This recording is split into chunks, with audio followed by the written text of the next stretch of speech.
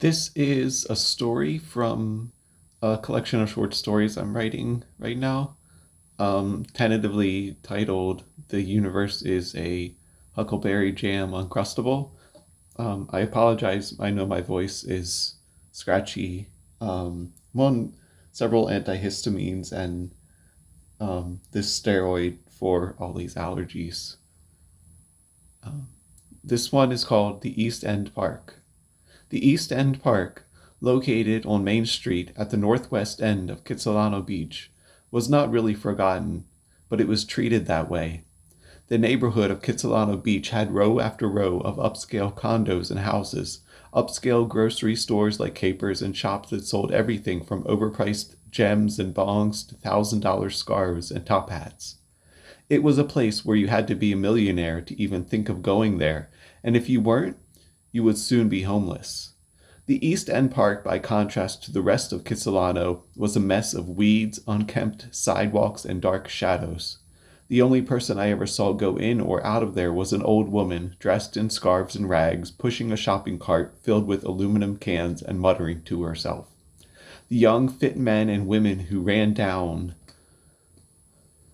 the avenue, weaving in and out of every other sunny park in the city, bounding along with their skin-tight spandex, avoided this park like the plague. I was new to the Kitsilano neighborhood, and I was only there because I was going to study at Vancouver Institute of Media Arts. I didn't know anything about the East End Park.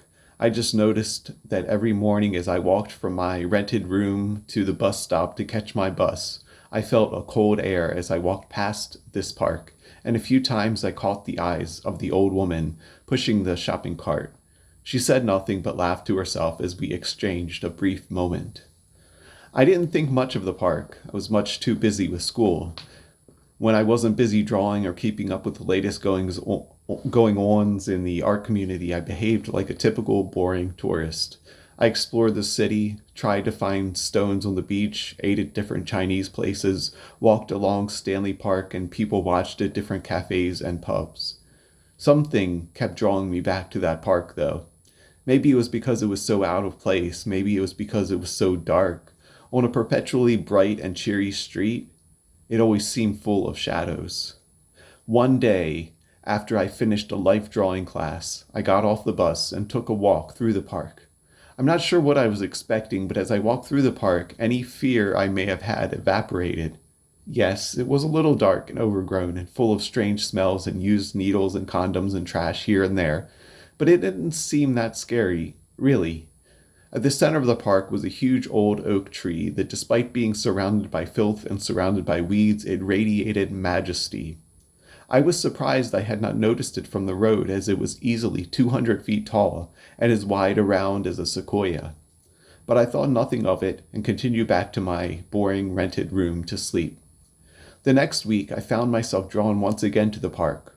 Walking in it and through it, I felt a sense of calm when I was there, despite its state of disrepair and wildness. Walking in it and through it and letting it calm my nerves, I felt quite shocked at how garish the rest of the town now seemed. And what's more, my classmates who had previously included me on their cinema trips and weekly potlucks were now actively ignoring me. I wasn't imagining it either, as they all went out of their way to avoid even walking by my desk. I felt dejected, but I thought not too much of it and just continued on my life. Things seemed much the same as they ever were. Then, a few days later, my backpack was stolen. My wallet, my extra clothes were all taken, and I had to walk home. I could not afford the bus, and so I had to walk the way from downtown to Kitsilano. Don't worry, don't feel too bad. It's only a few miles. I hadn't noticed before, but I now noticed that the East End Park extended all the way to downtown, and so I walked into the entrance to the park there and enjoyed the long walk ahead of me. I found corners of the park I had not seen before, hidden cemeteries, towns that were engulfed in plants, entire villages of people living in middle-aged style huts. I walked up to the grand tree, and the old lady told me how the park used to be the center of power for this part of town, the tree at the center.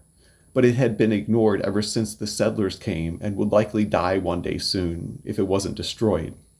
I asked her how it was It wasn't destroyed, and she said there was a special power at this meridian that only those who are open to nature can see.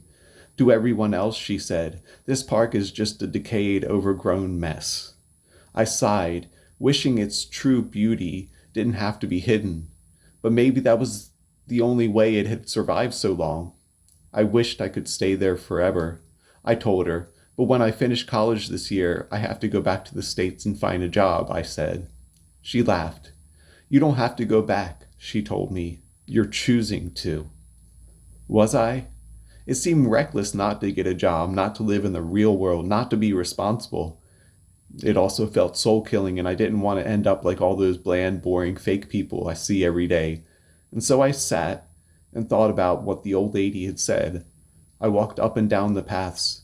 I finally decided that I would not leave the park, and I slept underneath that grand old oak tree that night. When I awoke the next morning... Oops, I lost my place.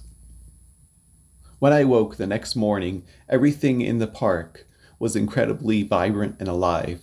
The cemeteries echoed the past, and I knew their histories just by walking by them. The tree offered endless bounties of berries and sweet nectar. The animals all nodded and smiled. I smiled, and then I reached the end of the park, and when I looked out, it was a wasteland. Hungry ghosts and carbon-spewing cars and misshapen runners with self-important, ugly faces. I shuddered and froze. Could I really go back to my old life now? Could I really stay in this park forever? Not finish college? Not go back to my old life? I already knew the answer. I had to stay here, in the park. Going back was not an option. That was when the old woman laughed and told me that it is never easy to follow your heart. I smiled. We held hands, and then I noticed it, a sign that said, scheduled for development. I tied myself to a tree, and the next day policemen with misshapen faces untied me and put me in jail. They said the community needed more parking and more condos.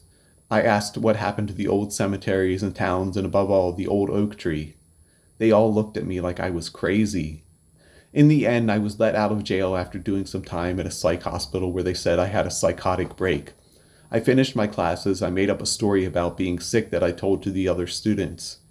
Kitsilano got their parking lot, and on the surface everything looked nice. But everyone knew something in the soul of the land died that day. It died, and they were all too oblivious to notice.